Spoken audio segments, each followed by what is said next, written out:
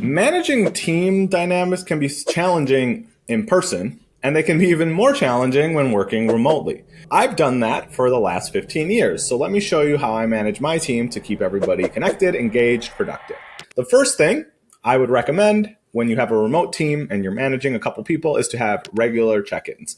Now, I'm not talking about meetings for meeting's sake. Meetings for meeting's sake suck. Everybody hates it, right? But I think a regular touch point on where people are helps people feel clear on what they're supposed to do, especially if you're in like a startup growth environment, right? But even if you're in an established org where there's a lot of moving pieces.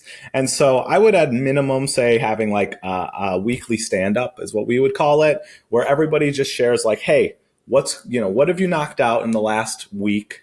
What are you working on this week? And do you need any support from anybody else? Do you have any bottlenecks? Is there anything on fire that we need to know about? It helps keep your team aligned, helps you as a business owner or a leader or a manager know where everybody's at. So I think regular check-ins are pretty helpful, especially if you're like have a lot of new team members or you're like in a growth stage. I would go as far as daily, but those meetings can be as quick as 10 minutes long. They do not have to be super long and you're talking about all these dreams and that you have and stuff. Like they don't have to be a time suck. Okay, so that's the first thing I would strongly recommend if you're somebody who works in a remote environment, having those quick check-ins where it's just like, hey, what are you working on? What do you need help with? Do you guys need to, you're missing this thing from this person, right? And that way people don't feel like they're on an island, okay? The second thing is I actually encourage informal communication. I think sometimes in remote environments, it's really easy for things to become transactional.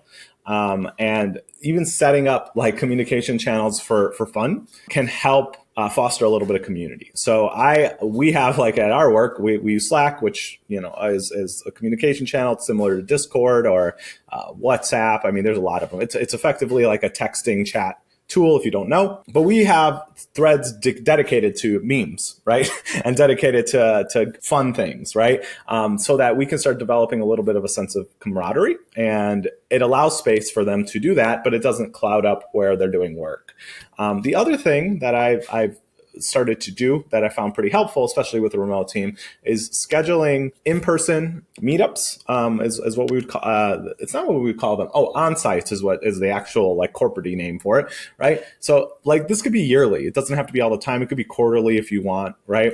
Where you're having the team come together, maybe do some work and maybe do some play. We traditionally have done this like once a year. We would have the team go to one destination.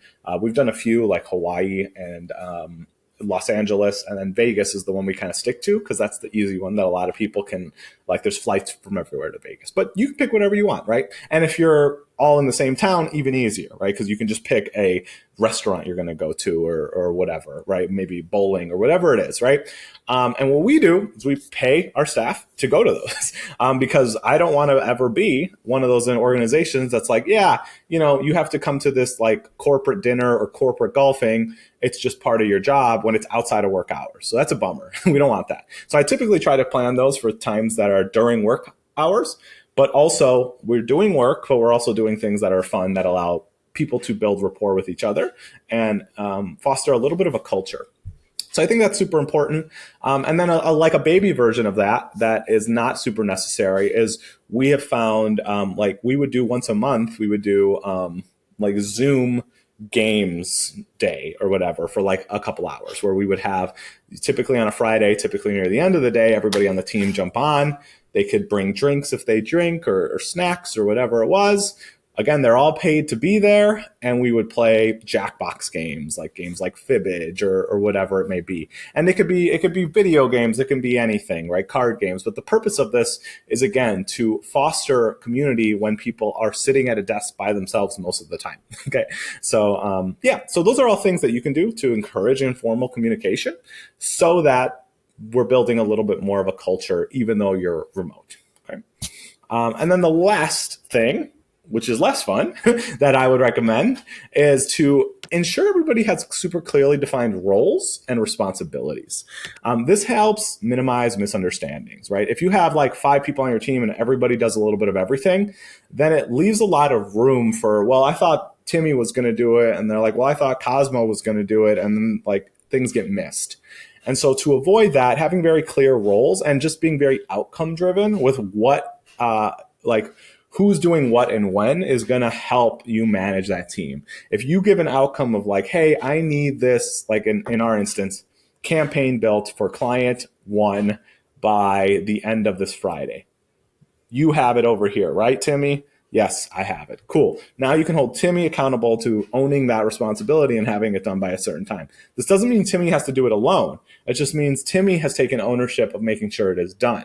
And if it is not done, we're going to hold Timmy accountable, right? Typically, that's not going to be an issue though, because they know that that's what they have to do. So I think being super clear, it's going to make your life a lot easier as somebody managing a remote work environment. So that'd be my like third and most important, I guess, tip. Okay. So yeah, those are the three things that I found that are super supportive when managing team dynamics in a remote work environment. If there's any I missed, please let me know. And if you found this video helpful, like it. If you want more support on how to run your remote business, everything from lead gen to getting customers to sales support to managing a team, maybe subscribe. We post videos here way too much, and I think they could be helpful for you. Thanks so much, and I'll see you in the next one. And if you want more content, it's probably popping up here on the screen. Bye.